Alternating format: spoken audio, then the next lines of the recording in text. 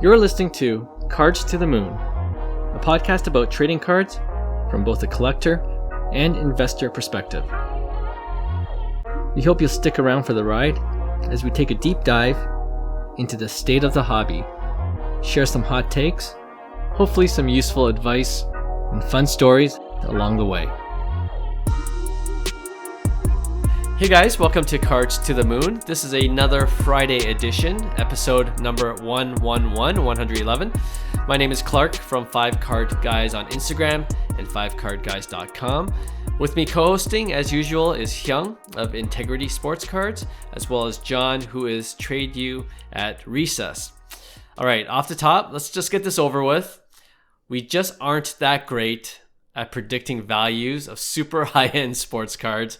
And again, we were way off with how much we thought the Mickey Mantle 1952 Topps SGC 8 graded card would go for. Oh boy. And yeah, old boy's right. I personally was way off. I think I was the furthest away from the final amount, guessing over $4 million. Well, Crazy. It sold for $600,000 US at Heritage Auctions. So I'm just going to throw it to you guys. Initial thoughts on the sale. I think it was undersold.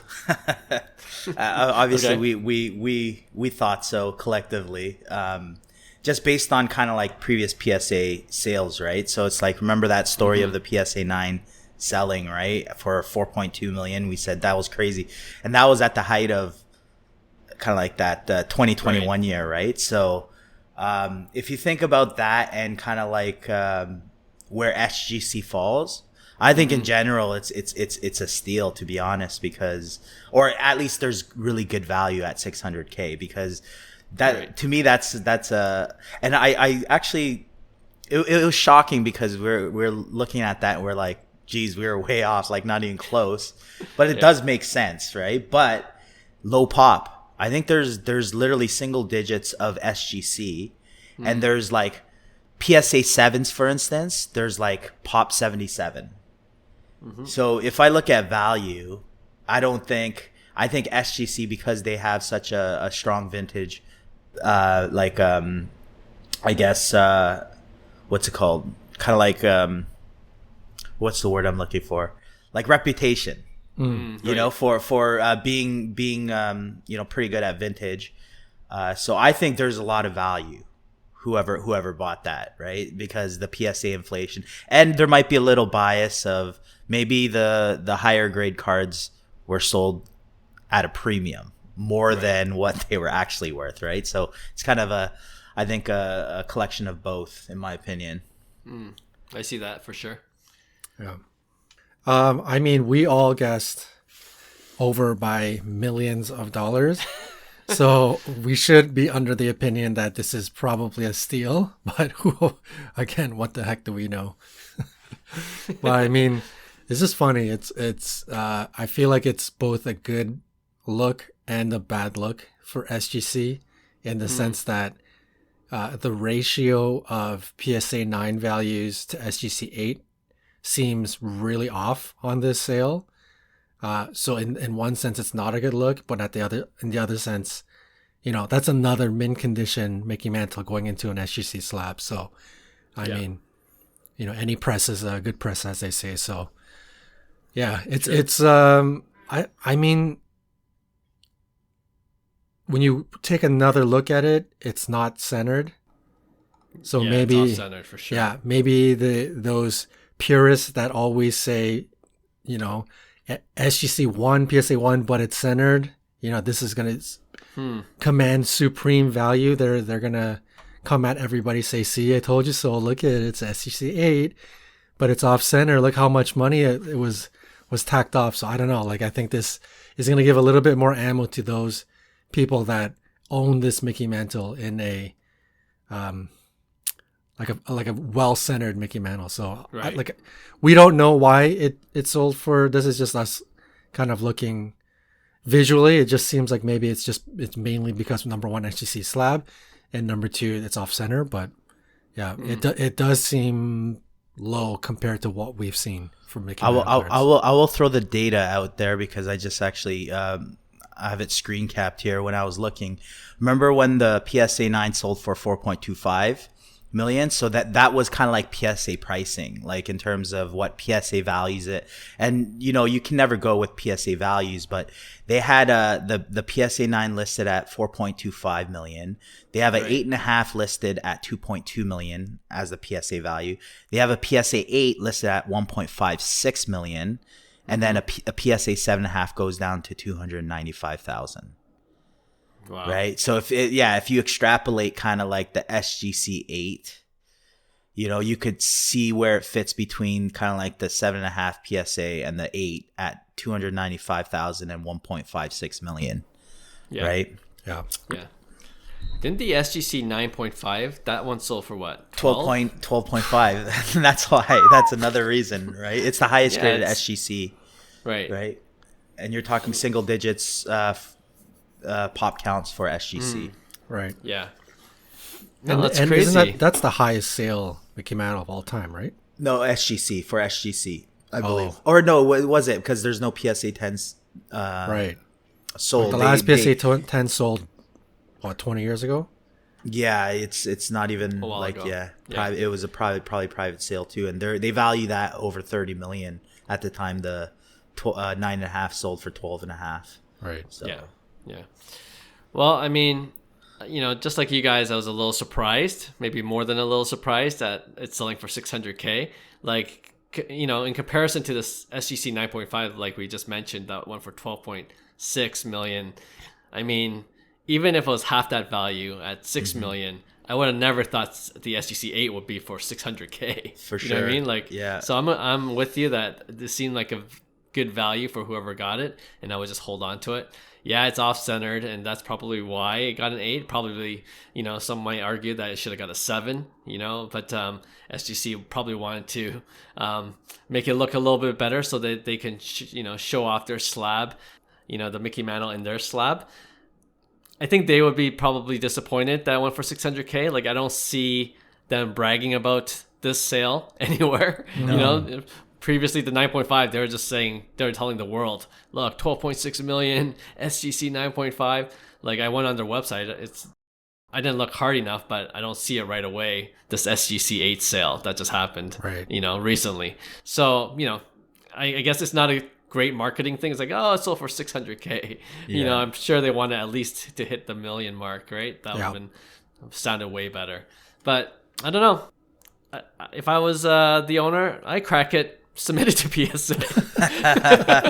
probably PSA 6. True. But sorry, SGC. But I think I'm just going through the SGC pop report for 52 mantles, and they have 1 9.5, Right. 2 9s, 2 Okay. 8.5s, 4 8s, 16 7.5s, and then 17 7s. Jeez. And then just in PSA 7s on the mantles, I think there's 77. Right. Okay. So So just still- put in context. I don't know. You could extrapolate that data for what it is. Whether it's is SGC a great buy, or is it kind of like a second tier to kind of any PSA grade, right? Yeah, that's a good question. Like, after this sale, I'm really questioning it more. Yeah. than But I will say before. this: you look at the pop report. Honestly, that's the whole point of this. The Mantle 52 is that it's not that Mantle was the best ever. Right. It's the iconic card of the 1952 Topps, the backstory of what happened with the ocean, and Mickey Mantle being the status, the New York Yankees.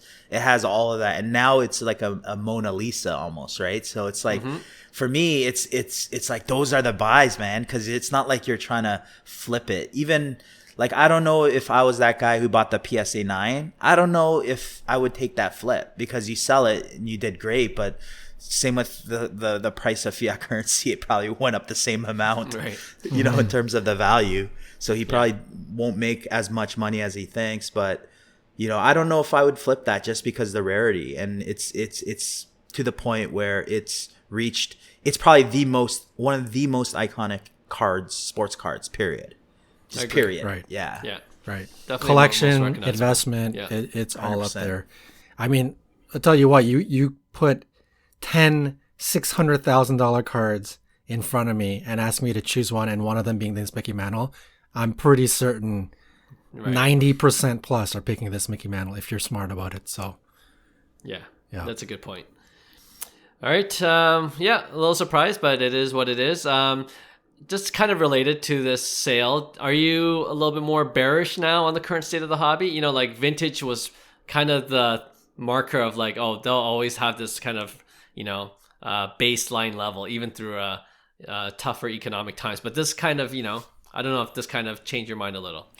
For me, it really doesn't, because like I said, we're talking iconic cards. We're talking about more of a art investment piece long term.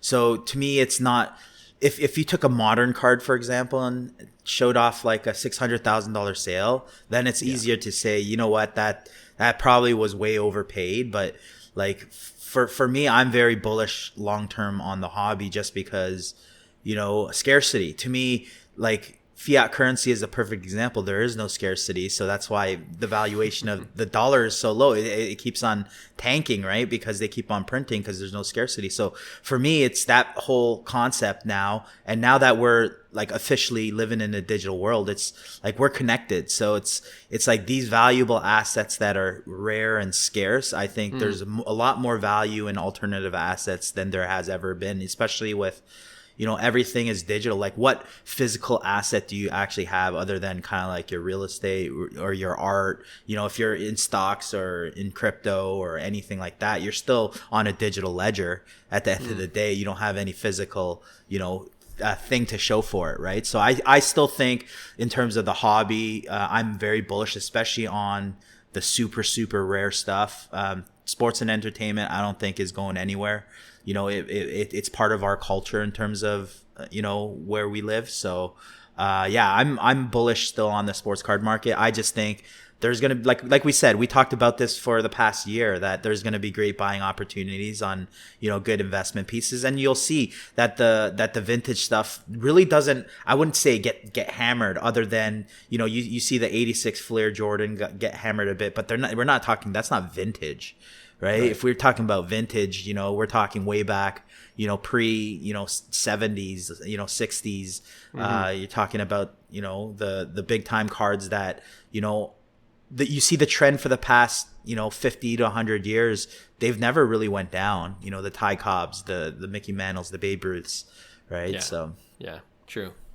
Yeah, doesn't really do anything for me either. I think the high-end market was always sort of separate to what is happening elsewhere. And I mean, we had a small sports card show that just passed on the weekend. I don't think, did you guys go? I didn't. Yeah, I didn't get a chance to go either. But I mean, just based on some of the Instagram posts, it looked like a massive, probably the biggest turnout they've ever had. Yeah, so I mean, it looked good. We don't know how much money got moved. We don't know if people are actually spending money. But that's a pretty good indication that the interest is there, right? So still there, yeah, for sure. So I mean, I think like Hyung said, no matter what you feel about this, you're scared about it, or you're trying to. Nobody has a crystal ball, but this is sports and entertainment, and it's always been around, and it's not going anywhere anytime soon.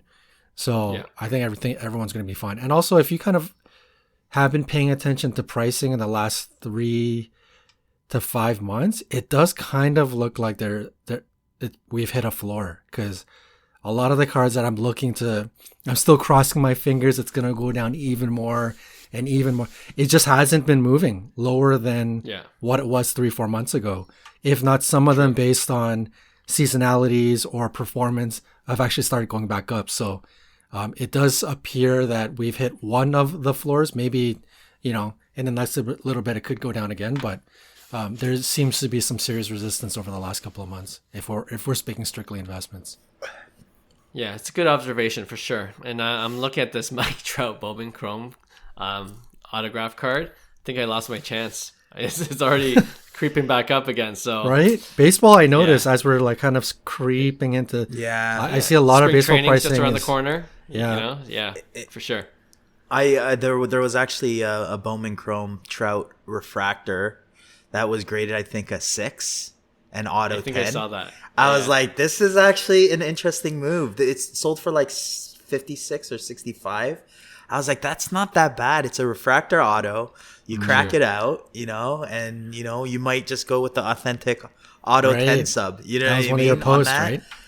Yeah, we did the last week. We did the PSA 7 and then the authentic. But I think in this situation, this is the total opposite. It's like it's actually a pretty good play because I wouldn't want that in a PSA 6. Like to me, if I'm looking at that particular card, I'm saying, what's wrong with it? There must be some kind of actual physical damage. Obviously, authentic would indicate the same thing, but at least you won't know.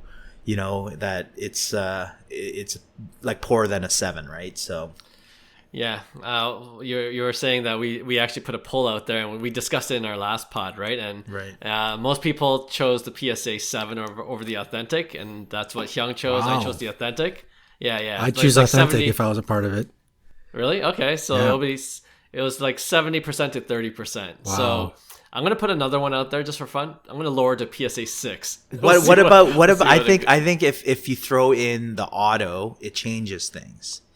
If it's an authentic auto 10 as opposed to just an authentic slab of a regular card, you know what I mean? Okay. So for instance, we did with Andrew's Shohei Ohtani. He had a visible crease or a bad corner that might have graded a 5. It's like he probably is going to get more value out of an authentic auto 10, right? Yeah. So, maybe it's a good pool. Well, yeah, we'll do that. Anyway, I kind of want to we sidetracked a bit, but like we usually do when we talk sports cards. Yeah. But yeah, no, I'm with you guys. I'm still bullish long term. It's perspective too, right? 600K in a down economy is a lot of money still. So, that's a big chunk of change still. Okay, before moving on to today's Friday hobby discussion, just want to say we'll do our draw at the end of the show for our latest contest giveaway that we did over the past 2 weeks to give away the Topps Stadium Club Blaster Box. And we're going to take the names from all those who entered by liking the contest post on our Cards to the Moon Instagram page. So we'll do that at the end of the show. So don't worry. I know we promised we would draw the name this Friday. Okay, today I want to bring up the recent news that came up this week about Fanatics planning to enter the live stream shopping space later this year. I think the second half of this year. They're calling it Fanatics Live, and they've already hired Nick Bell, who is an ex-Google, ex-Snap executive, to be the CEO of Fanatics Live. So if you're wondering what live stream shopping is, it's already much bigger in Asia or in the Asian markets. And it's kind of like QVC or televised live shopping, right? But now this is completely on the internet. It's all digital. How this will look for Fanatics Live and for collectors in the hobby. Here's what an article says from the Wall Street Journal after they interviewed Nick Bell. Quote, it will host video events led by digital content creators and influencers who focus on trading cards. Much of the initial content will focus on breaking, quote unquote, in which creators will open new boxes of trading cards live on camera and sell them to followers. Viewers will be able to buy cards directly from Fanatics app or website, with the company taking a portion of that sale. So, in other words, it looks like Fanatics is getting into the breaking game, something we discussed way back when Fanatics took the license of Topps and what that meant for the hobby. The days come, and it was kind of almost inevitable. So what do you think about this new development? Should breakers all of a sudden worry, or companies like Whatnot start to worry, or will this just be another option for collectors to buy their cards?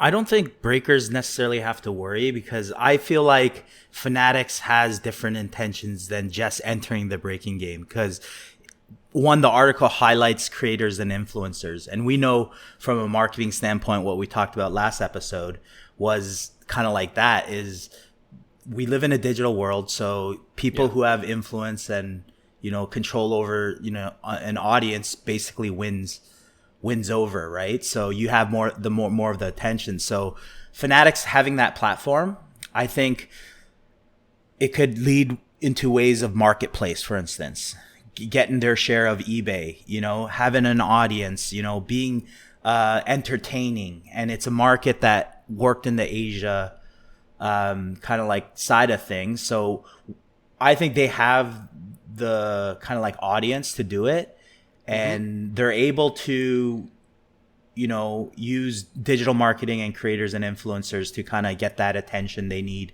to start doing stuff, like whether it's actually breaking and it's going to just stay that way. But to me it sounds like a bit more than that, kind of like marketplace. Let's get the attention, let's start controlling the audience a little better, because nobody in the card market really does that, right? So I think the key thing is they highlighted the influencers and content creators, and that's how important those are in any community, in any marketplace. That's digital marketing for you, right? So yeah, it just, for me, it makes sense that they would do something like that, because they already have a fan base. So it's like, how can they now enter the marketplace and basically what we said, monopolize? So eventually, being able to control the whole process of, grading, vaulting, all that stuff. Yeah, makes sense. I personally think in the short term, probably there is, for those that are in the space, not much to worry about. But for me, I'm worried about the word that Hyung just said, monopolizing. And Fanatics has the bankroll. I mean, if, they could have all the greatest intentions, and the first 1 to 5 years of business, they're talking about the hobby, and they're talking about working with influencers and breakers and small hobby shops and, local card shops. The intention could be great, but at some point they have the ability to start squeezing, right? They have the ability to, either bring out exclusive products or cut some of their profits a little bit thin to start to weed people out. I mean, it sounds very evil, but that's what the Costco's, Price Clubs, and the Costco's of the world. Like this is how you do business. This is how you get rid of convenience stores and stuff like that, right? So I think it is something to definitely be concerned about if you're on the outside, smaller business breaker, looking at this news. It should be completely fine in the short term, but you should have a pretty keen eye on it of what's happening. Yeah, also a good point. I think the current breakers, the bigger ones, probably have less to worry about, because I think at the end of the day, it's about brand, right? If you build up your brand, then Fanatics is more likely to partner with you in the future. It's a kind of a, mutual partnership. They both benefit. But if you're just a regular breaker and you've been, trying to get your allocation, I think that's going to become much more difficult moving forward too. Like if you're just kind of in the same mindset that, I can coast, or I could just have the same business plan year after year, I think you're going to be in for a rude awakening, right? Like Fanatics is going to change the game, and it's really a matter of evolving with their plans, because they also control the product releases and things like that too, right? They have a lot of control that other breakers obviously don't have. So I think if you're a breaker, if you're like a Whatnot streaming service as well, you got to kind of have honestly, I think it's wise to diversify revenue somehow. You got to think creatively at this point, and it's not coming yet, but I would start right away to try to experiment with different ideas. Try to find another niche, instead of just waiting to see what Fanatics ultimately does. Because I agree, at the end of the day, if Fanatics could see that they can make more dollars, they're definitely going to do that. It's a business, and right. They have investors that they need to pay as well, right? So I think, it's an interesting development. Not really of a surprise. Maybe it's always the timing that surprises me, like how fast they seem to be moving. Right. And 2023 is good. And you know what? For the hobby in general, for collectors, the more options you have, I think the better for us as buyers, as collectors. 100%, for sure. Right? So I'm really looking forward to how Fanatics runs it.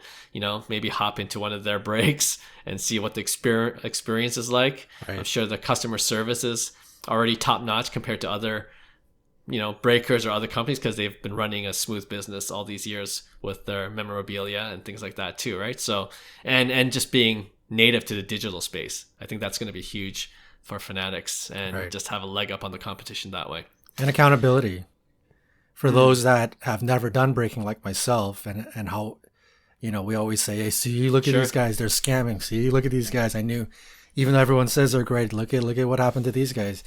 And then you have a big company like Fanatics come in. It could capture those that didn't really have faith in the service or the entertainment, and now they'll be like, you know what, they're having a sale, 30% off a break. Like, maybe I'll try it out. And then that's how they get you.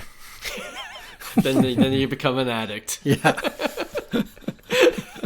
A degenerate. Oh man. Welcome to the club. Yeah. Definitely, I think that's a really good point. I think there'll be more people coming into the hobby as a result. There's more trust in bigger corporations or bigger companies, right? Because of the accountability, because of the reputation they have too. So right. I'm looking forward to it. I think they said, again, in the article, it's the later half of this year. So I'm sure that'll be coming up sooner than later. So we'll see how it goes. All right, that's I think that's a wrap for today's Friday discussion. I was going to sign off without drawing the winner. So Hyung or John, give me a number from 1 to 5. I'll randomize it, and I'll take the first person off on the list after the complete randomization is done, and they'll be their winner. Well, let's go with 4. 4? Okay, here we go. I already inputted the name, so 1, 2, 3, 4. There will be parallels. That's the handle. There will be parallels. I like him already. You're on my side. You owe me a beer. I like that. I like that handle. That's funny and clever. There will be parallels. We'll reach out to you on Instagram, and then we'll get it to you as soon as possible. All right. Thanks again for all our listeners to our podcast. We appreciate you guys, and we'll see you next Tuesday for a full new show then. Okay, bye. Hey, thanks for listening to Cards to the Moon. We'd really appreciate you subscribing to our podcast wherever you listen to your podcasts. And you can also connect with each of us on Instagram at 5cardguys, or you can follow Hyung at Integrity Sports Cards, or John at TradeU at Recess. You can also check us out at 5cardguys.com. Thanks again, and hope to connect soon.